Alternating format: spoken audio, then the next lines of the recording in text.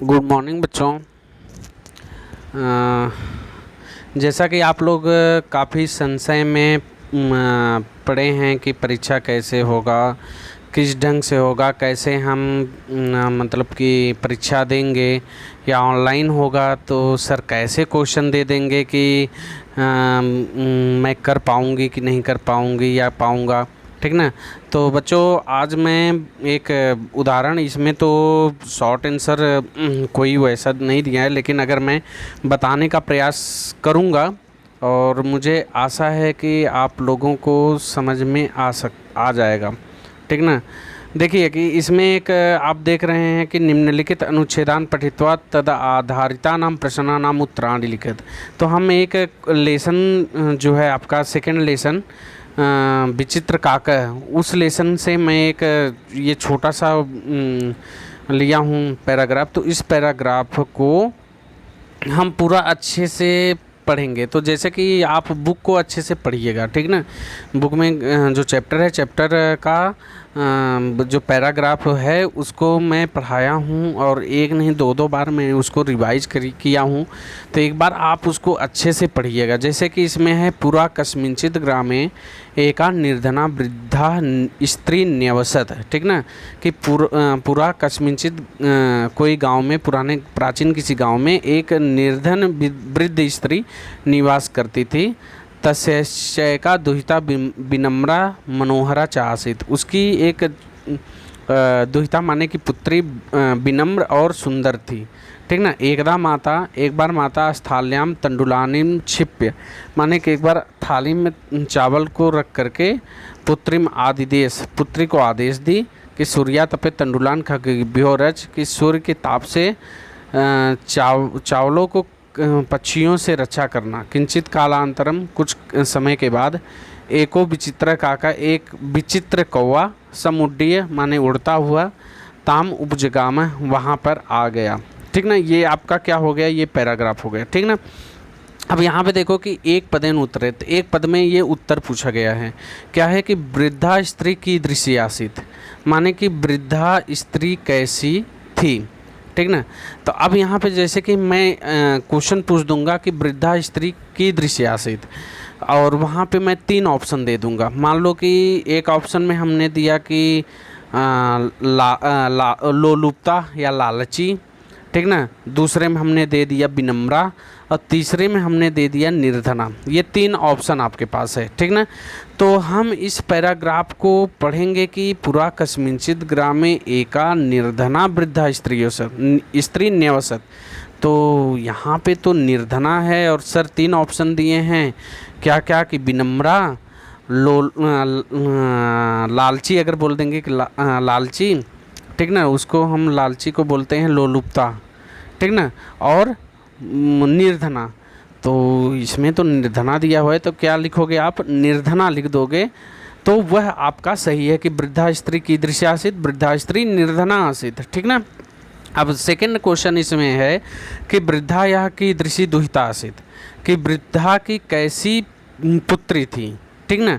तो यहाँ पे विनम्रा मनोहरा च आसित, माने कि अगर हमने दे दिया कि तस्यैका दुहिता विनम्रा मनोहरा आसित, इसके हमने ऑप्शन दे दिए कि दुष्टा, ठीक ना, विनम्रा और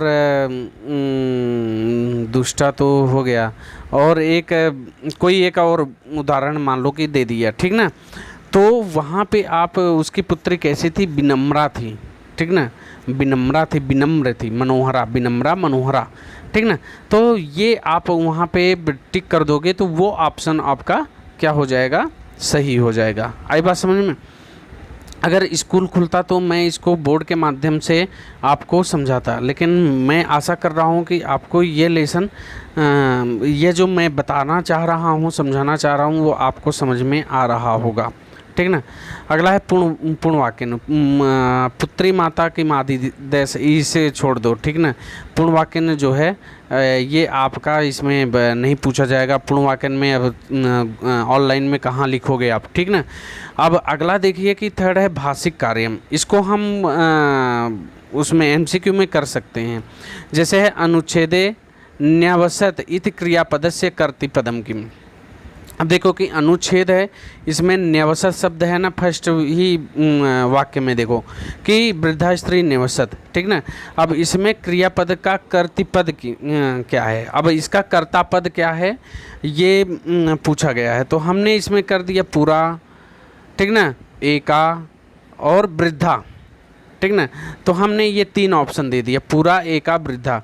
तो अब देखेंगे कि न्यवसत माने निवास करती थी या करता था, तो कौन निवास करता था, वृद्धा निवास करती थी, ठीक ना। तो आप वहाँ पे ऑप्शन में क्या लिख दोगे, वृद्धा, ठीक। यहाँ पे तो नहीं दिया हुआ है ऑप्शन, लेकिन मैं आपको बता रहा हूँ। अब सेकंड है कि दुहिता विनम्रा अनयो पदयो विशेषण पदम किम।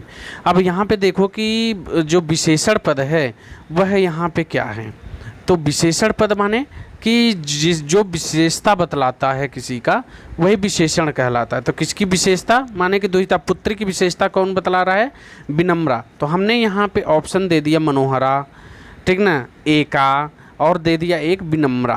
तो इसमें विशेषण पद क्या हो गया, विनम्रा। आई बात समझ में। अगला है अस्मिन् अनुच्छेदे धनवती इति पदस्य कः विपर्ययः आगतो अस्ति। अब देखो कि धनवती का विपर्यय माने कि विलोम पद जो वो होता है, विपर्यय है इसमें अर्थ है कि विलोम पद, आगतो अस्ति माने आया है। तो हम तो देख रहे हैं कि धनवती माने कि धनवान होता है, निर्धना का अर्थ होता है कि निर्धन गरीब। तो यहाँ पे हम क्या कर देंगे कि मान लो कि वहाँ पे हम लिख दिए निर्धना, और 2 और मान लो कि कोई हमने उसमें डाल दिया, तो आपको यहाँ पे क्या लिखना पड़ेगा, जो है निर्धना, ठीक ना। निर्धना का, धनवती का विलोम निर्धना होता है।